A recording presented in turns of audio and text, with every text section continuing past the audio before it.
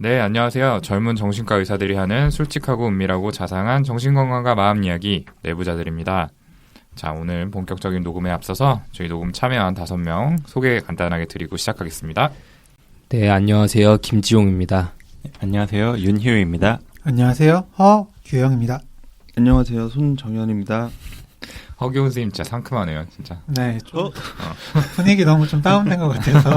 여기가 조명이 약간 좀 뭐랄까 좀 그렇네. 에로틱하다고나 할까. 전부터 허기훈 선생님이 자기소개할 때 좀 유난히 발랄하신 것 같아요. 저요? 이렇게라도 좀 어필을 해볼까요? 예, 아무튼 저는 이 시간 사회를 맡고 있는 우동훈이고요. 저희들 이제 2주 만에 만나는 건데 다들 좀 어떻게 지내셨어요? 특히 여기 윤희 선생님 저번 녹음에는 불참하셨는데 조금 무서운 곳에 잡혀갔다 오셨다는 소문이 있던데요. 아니 그때 분명히 일 때문에 못 온다고 얘기를 했었는데 완전히 퇴출된 것 같이 이야기해가지고 좀 서운했어요. 1인 방송 이야기 같은 건 농담으로 했었던 건데 완전 진지하게 받아들이셔서 정말 무섭더라고요. 당연히 저희도 이렇게 농담으로 얘기한 건데 진지하게 받아들이는 건 역시 윤희우 선생님 전문인 것 같아요. 지금 표정 장난 아니었어요, 진짜. 울먹이시는 것 같은데. 지금 직전까지 갔다가 무산돼서. 마지못해 돌아오신 거죠? 아직? 네. 그러니까 방송 나온 거 듣고 윤희우 선생님이 잡담하는 게 1인 방송한다는 이야기뿐이어서 노잼이었다 라고 이제 풍서체로 카톡 보내셨잖아요. 완전 무섭게. 아니 카톡에 무슨 궁서체가 된다 그래요. 진짜 말 한마디를 못 던지겠네. 혹시 음성 지원은 됐던 거 아닌가요? 음성 녹음해서 보냈어요. 다들 머릿속에 지금 그 목소리로 들었잖아요. 그러니까요.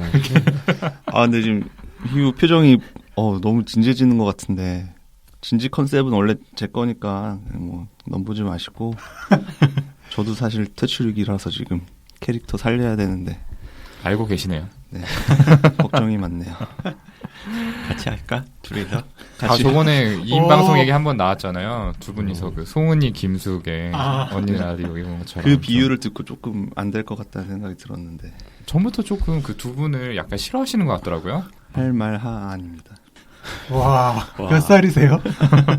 아무튼 말 조심해야지. 이제 편집 안 하면 또 다 내보낼 테니까. 네, 뭐 또 다 그대로 나갈 거예요. 아마. 이제 이거 마법의 멘트잖아요. 편집 언급하면 그거 무조건 나와요. 그러니까요. 이건 진짜 내가 할 거니까 괜찮아요. 날 것 그대로 나갈 예정이고요. 아무튼 요즘 좀 너무 더워서 불쾌지수가 올랐는지 다들 조금만 뭐라고 해도 바로바로 좀 예민하게 반응하고 그러는데 우리 방송의 존속을 위해서 조금만 참아주시고요.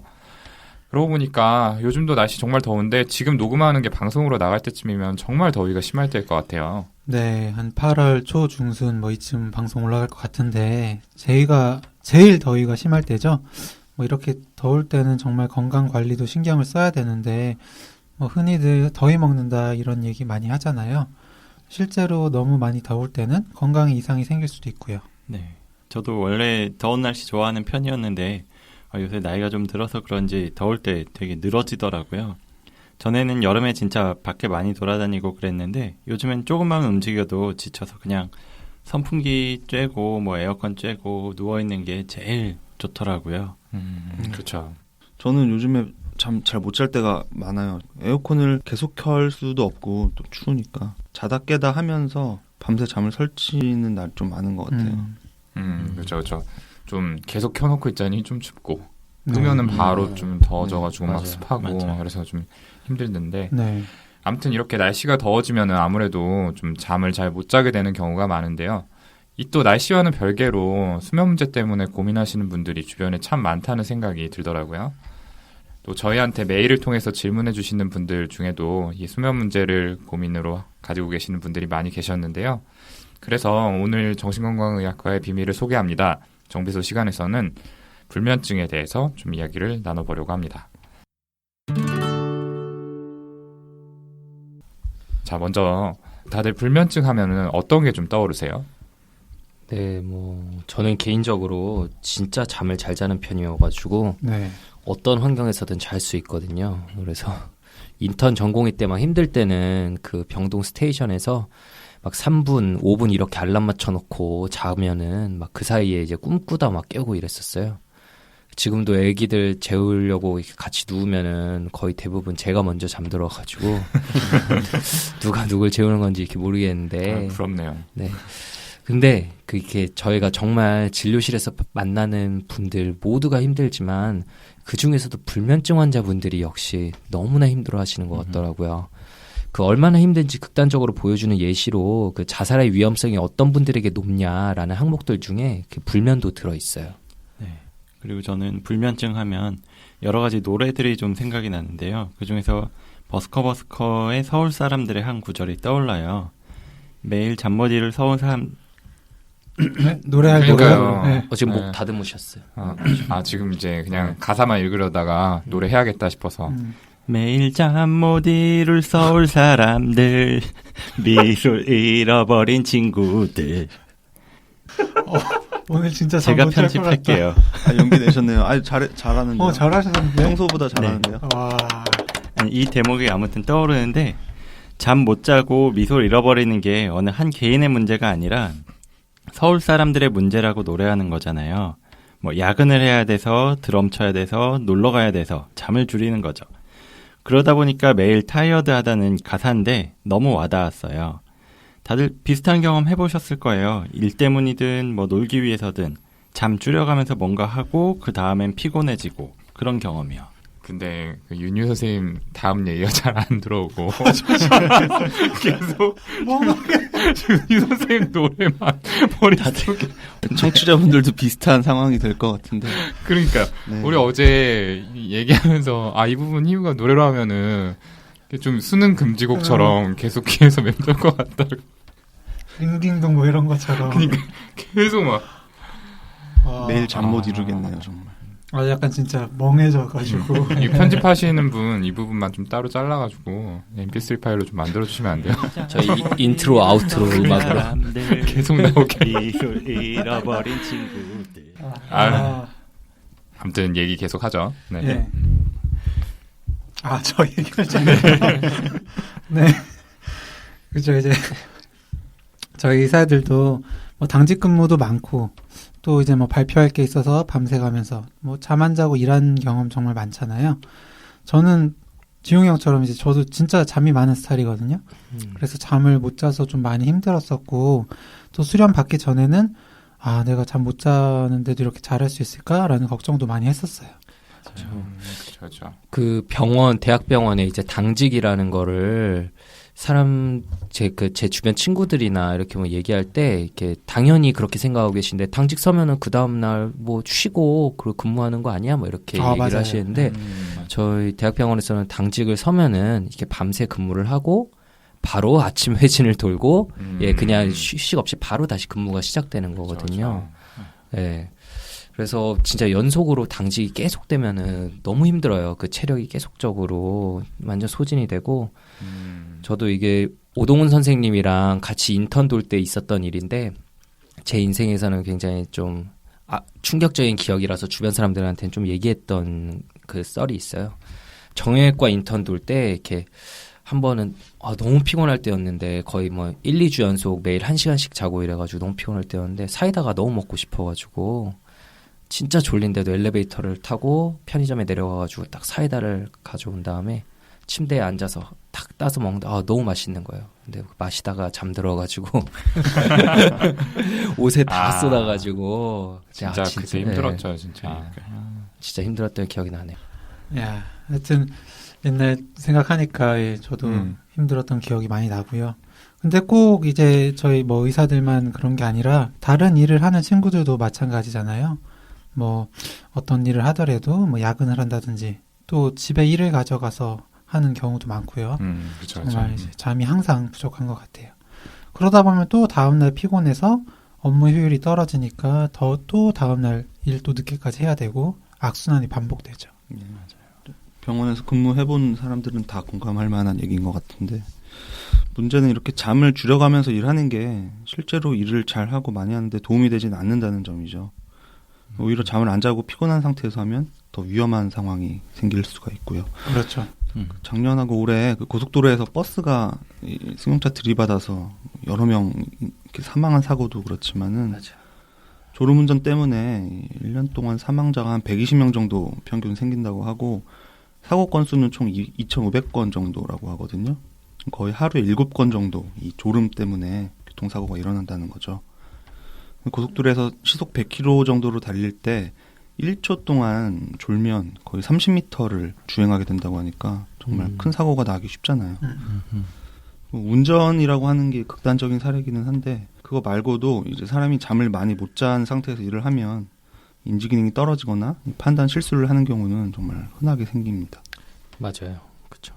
병원에서도 솔직히 뭐 스크럽 서고 할 때 저희 인턴 때 학생 때도 뭐 병원에서 졸은 적 좀 있잖아요. 충격적인 얘기지만 수술하다가 네. 졸 수가 있죠. 네. 뒤에서 이렇게 관람하고 있다가도 좀 졸고 이런 일들이 있었는데 근데 이렇게 피곤해서 인지 기능이 떨어지는 것 이외에도 그 장기간 수면 부족이 이렇게 누적으로 쌓이면은 신체적으로 여러 면에서 건강을 해칠 수가 있어요.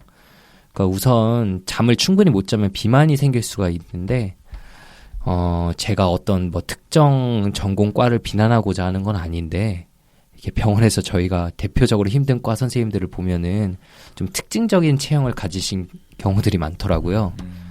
옛날부터 궁금했던 게 정말 너무 힘든 과라서 잘 드시지도 못하는 것 같은데 왜 살이 찔까라는 생각이 옛날에도 궁금했었어요. 근데 이게 뇌에서 식욕을 조절하는 호르몬들이 있는데 잠이 부족해지면 그렐린이라는 호르몬은 늘어나고 렙틴이라는 호르몬은 줄어들고 이러면서 식욕이 늘어나게 된다고 해요. 저희도 뭐 생각해보면 밤 늦게까지 일할 때나 뭐 당직대가 되면은 당연히 뭐 야식 땡기고 의국 냉장고에 있는 거 꺼내 먹고 뭐 시켜 먹고 이런 경험들 많이 있잖아요. 맞아요. 저도 레지던트 때 한 10kg 정도 쪘을 때가 있었는데 그게 다 이 호르몬 때문이지 제가 많이 먹어서 그런 건 아니었잖아요. 많이 먹어요. 예, 많이 먹어서 그런 거죠. 얘기를 잘 안 들으신 것 같은데 어쨌거나 많이 먹은 거잖아요. 보통 뭐 1년 차 때, 2년 차 때 오히려 살이 쪘다가 3, 4년 차 때 좀 시간이 생기면 운동하면서 살 빼고 이러죠. 저도 한 10kg 쪘다가 예. 뺐던 것 같아요. 아무튼 그렇게 뭐 불규칙하게 지내고 또 그 와중에 야식도 많이 먹고 하다 보면은 비만도 생길 수 있고 뭐 당연히 고혈압이나 당뇨 같은 대사성 질환도 이렇게 따라올 수가 있겠죠. 그리고 이렇게 수면이 부족한 상태가 장기간 지속이 되게 되면은 좀 심각한 이야기지만 유방암에 걸릴 확률도 올라간다는 이야기가 있습니다. 이 유방암은 특징적으로 에스트로겐이라고 하는 여성 호르몬의 영향을 많이 받는 질환인데요. 늦게까지 밝은 빛을 받거나 해서 멜라토닌이 충분히 분비되지 못하고 수면도 부족한 상태가 지속이 되면 이 에스트로겐의 분비에도 이상이 생기면서 유방암의 위험성이 높아진다는 연구 결과가 있습니다. 네, 물론 지금까지 이야기한 것들은 뭐 일이든지 아니면 다른 이유 때문에 잠을 충분히 못 잘 때 일어나는 일들이긴 하지만 근데 불면증으로 한정지어서 이야기를 해도 역시나 우리에게 나쁜 영향을 미치는 건 마찬가지예요. 어쩌면 오히려 오래 지속되는 불면증이 더 문제가 될 수 있어요. 뭐 야근이나 뭐 밤늦게까지 놀다가 잠을 적게 잔 경우엔 뭐 주말에 몰아서 잠을 잔다든지 아니면 야근이 좀 줄어든 시기에는 잠을 잘 자기도 하는데 불면증은 이렇게 잠을 잘 시간은 있는데도 잠들지 못해서 결과적으로 수면 시간이 부족한 상태가 지속되는 거거든요. 네, 그렇죠. 이 불면증이 있는 분들은 잠잘 시간이 절대적으로 부족한 것보다도 자려고 누웠는데 잠이 안 와요. 뭐 잠이 들기는 하는데 자꾸 깨요. 새벽에 일찍 깨면은 다시 잠들지를 못해요. 뭐 이렇게 이야기하시는 경우가 더 많죠.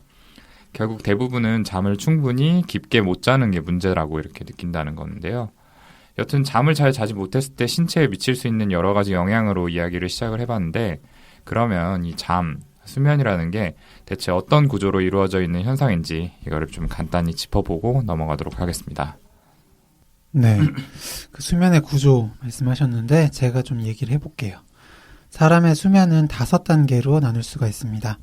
1단계는 정말 얕은 잠이죠. 잠들까 말까 한 그런 순간이라고 보시면 되는데 막 잠에 드는 그 느낌 있잖아요. 사담인데 제 사촌형은 그 잠 드는 그 느낌이 좋아서 5분마다 알람을 맞춰놓고 잠 들었다가 스르르 다시 깨고 스르르 깨고 그걸 반복을 해요. 특이하시네. 네. 원래 이런 거 친구 얘기하면은 보통 자기 본인 얘기인 거 같아요. 얘기잖아요. 허경생하고 많이 어울리는 얘기인 것 같아요. 잠을 빨리 들 수는 있지만 그 알람 아마 못 들었을 겁니다. 저는.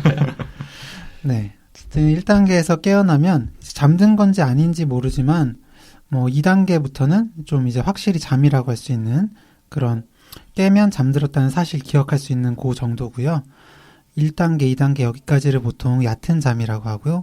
3, 4단계에 이르면 깊은 잠에 든 거라고 합니다.